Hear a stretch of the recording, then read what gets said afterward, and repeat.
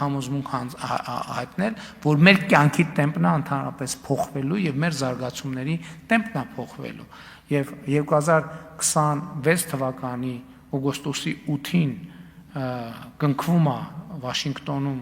նախագահ Տրամփի եւ իմ միջև արհեստական բանականության եւ տեխնոլոգիաների ոլորտում համագործակցության մասին մտադրությունների հուշագիր, որ լայնորեն քննադատվում է Հայաստանի Հանրապետությունում գործող ընդդիմության կողմից որպես որևէ բան չնշանակող եւ ոչ մի առավելություն չտվող թուղթ, եւ անցել է ընդամենը 10 ամիս եւ Երևանի պետական համալսարանում մենք ունենք արհեստական բանականության կենտրոն եւ սուպեր համակարգիչ, մենք Գագարին բնակավայրում ունենք արհեստական բանականության գործարան եւ մենք արդեն իսկ նշանակված է նաեւ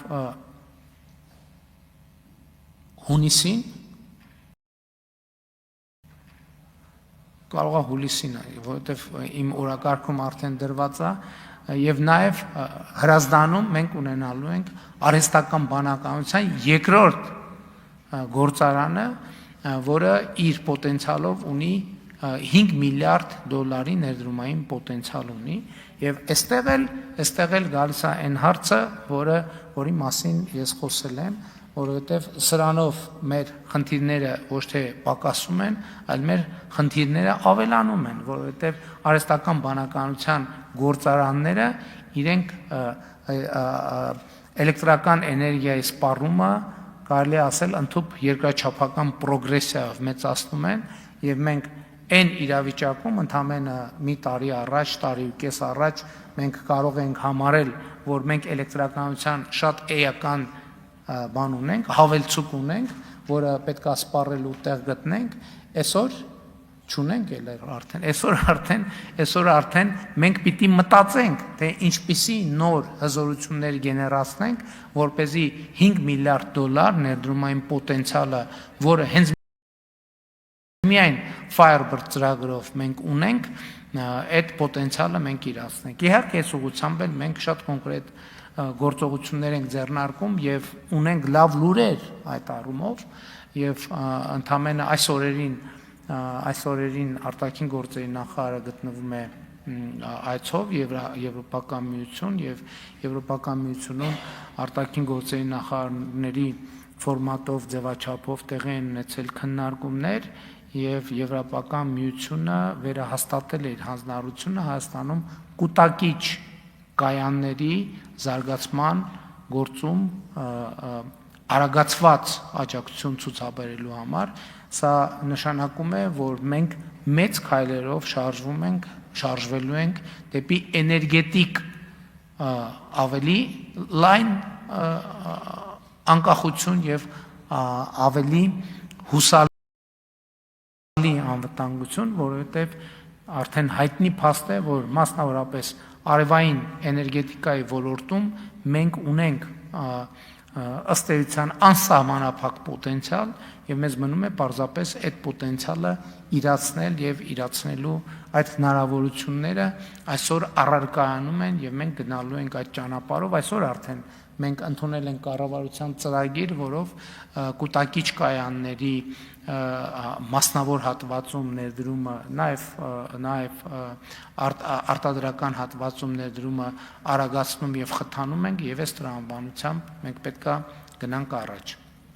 Հարգելի գործընկերներ, իհարկե մենք հիմա ամփոփում ենք ընթացիկ 8-րդ գումարման ազգային ժողովի աշխատանքները եւ ես նաեւ այս առիթը օգտագործելով ուզում եմ շնորհակալություն հայտնեմ ազգային ժողովի 8-րդ գումարման պատգամավորներին այս ընթացքում կատարած համատեղ աշխատանքի համար, որովհետեւ մենք իսկապես շատ դժվար ճանապարհ ենք անցել, բայց բանալի բառը անցնելն է, որովհետեւ մենք այդ ճանապարհը անցել ենք եւ հույս ունեմ ես իմ բերած տվյալներով կարողացա հաղորդել այդ զգացողությունը, որ մենք այդ ճանապարհը անցնելով հասել ենք բոլորովին այլ տեղ։ Իհարկե, մարտահրավերները նույնպես տեղում են եւ առարկայանում են եւ պիտի արձանագրեմ, որ առաջինը մենք 2 անգամ գեր ծանր պայմաններում կարողացել ենք ապահովել Հայաստանի Հանրապետության քաղաքացիների կամքի արտահայտությունը։ Ուզում եմ հիշեցնել 2021 թվականին մենք ինչ միջավայրում ենք իրականացրել խորհրդարանական ընտրությունները եւ այդ ընտրությունների արդյունքներով Հայաստանի Հանրապետության քաղաքացիները ազատ կամ արտահայտման հնարավորություն են ունեցել 2026 թվականի խորհրդարանական ընտրություններում նույնպես Հայաստանի Հանրապետության քաղաքացիները ազատ կամ արտահայտման հնարավորություն ունեցել են, բայց ձեզ հայտնի պայմաններում եւ միջավայրում մենք բախվել ենք բոլորովին նոր մարտահրավերների եւ այդ մարտահրավերներին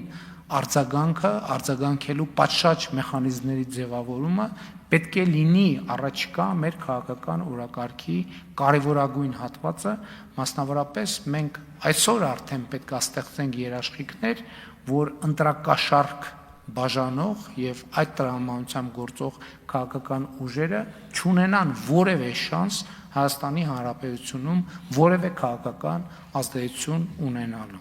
Ես ուզում եմ արձանագրել, որ այո, մենք պետք է հստակ արձանագրենք, որ ըստ էության խորհրդարանական այն ընդդիմությունը, որը ձևավորվում է 9-րդ գումարման ազգային ժողովում, այդ ընդդիմությունը կատարելապես ապօրինի գործունեության արդյունքում ձևավորված քաղաքական միավոր է կամ նույնիսկ չի կարելի ասել քաղաքական միավոր եւ Հայաստանի Հանրապետության լեգիտիմ իրավունքն է այդ process-ները եւ այդ շրջանակները զրկել հետագա քաղաքական գործունեության հնարավորությունից եւ դրա համար Հայաստանի Հանրապետությունը պետքա ձեռնարկի միջոցներ եւ մենք 2026 թվականի խորհրդարանական ընտրությունների նախընտրական քարոզարշավի ընթացքում նաեւ այդ պարտավորությունը ստանձնել ենք եւ վերաստանձնել ենք իհարկե նաեւ Հայաստանի Հանրապետության քաղաքացիները իրավունք ունեին եւ ասցին հարցադրեցին թե իսկ ինչու այդ խնդիրները մինչեւ օրս լուծված չեն մենք էլ փորձեցինք բացատրել եւ իրականությունը հենց այդպիսին է որ խաղաղության բացակայության միջավայրում նման հարցերի լուծումը էականորեն դժվարանում է, որովհետև գիտեք, պետքա շատ հստակ եւ ուղիղ ասել։ Եվ նախորդող շրջանում 2021 թվականի ընտրություններին հաջորդած եւ 2020 թվականի ընտրություններին հաջորդած շրջանում Հայաստանի Հանրապետության կառավարության եւ խորհրդարանական մեծամասնության գերկենտրոնացումը եղել է խաղաղության օրակարգը եւ բոլոր հնարավոր ուժերը եւ էներգիան կենտրոնացվել են այդ խնդրի լուծման վրա։ Ու սա ունեցել է նաեւ շատ էական պատճառ 2021 թվականի օգոստոսի 24-ին այս դահլիճում հաստատված կառավարության 2021-2026 թվականների գործունեության ծրագիրը սկսվում է արձանագրումով, որ Հայաստանի Հանրապետության եւ տարածաշրջանի համար խաղաղ զարգացման դարաշրջան բացելը ժողովրդի առաջ խորհրդարանական մեծամասնության եւ կառավարության ստանձնած մեծագույն պարտավորությունն է եւ մեծագույն ջանքերը եւ մեծագույն էներգիան ուղղվել է այդ պարտավորությունը կատարելու վրա, չնայած լավ լուրն այն է եւ սա